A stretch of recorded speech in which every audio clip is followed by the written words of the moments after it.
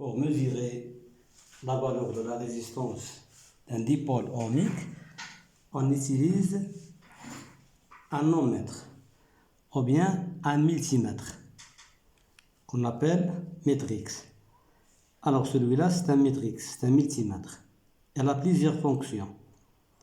Il mesure l'intensité du courant électrique continu ou bien alternative. Et il mesure aussi le voltage alternatif ou bien continu. Et il mesure la résistance électrique. Donc chaque grandeur physique, on doit la connaître avec son symbole ou bien avec le symbole de son unité. L'unité de la résistance, c'est l'ohm. Donc le curseur, on doit le retourner ici vers la partie de ohm. Comme ça. On a 200 mégaohms, 20 mégaohms, 2 mégaohms, 200 kilo, 20 kiloohms, 2 kiloohms et 200 ohms. Alors, pour l'utiliser comme en mètre, on doit utiliser cette bande-là, la bande positive, où il y a V et ohm. Donc, pour mesurer la tension ou bien la résistance, on doit utiliser cette borne-là. Donc, c'est la borne positive.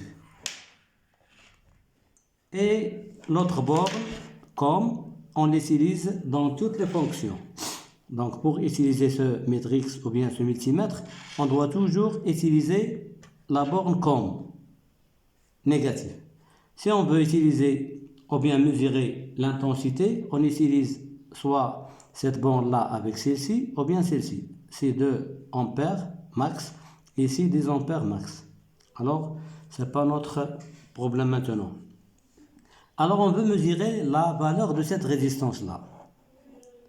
Cette résistance a une couleur rouge, la première couleur, la deuxième noire, et la troisième marron, et la quatrième or.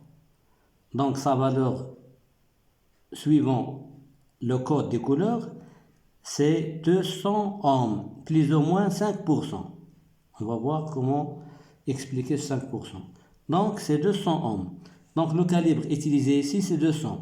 Comme ça. Et on doit la monter en parallèle. La résistance se monte en parallèle avec l'ohmmètre. En parallèle comme ça.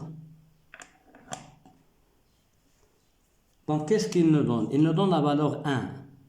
Que veut dire la valeur 1? La valeur 1 nous dit que le calibre utilisé a une valeur inférieure à la valeur de cette résistance. Donc, je dois changer le calibre. 2 kiloohms. Qu'est-ce qu'il me donne? Il me donne 0,203 kiloohms, qui veut dire 203 ohms. 203 ohms. Et nous, on a dit avec la lecture, ou bien avec la lecture, c'est 200 ohms. Donc, d'où vient ce 5%? Donc, on a 200 ohms. 600 à 5, 200 à 10. Donc, la résistance qu'on doit trouver doit être comprise entre R moins 5% et R plus 5%. Donc, ce 5%, il nous donne 10.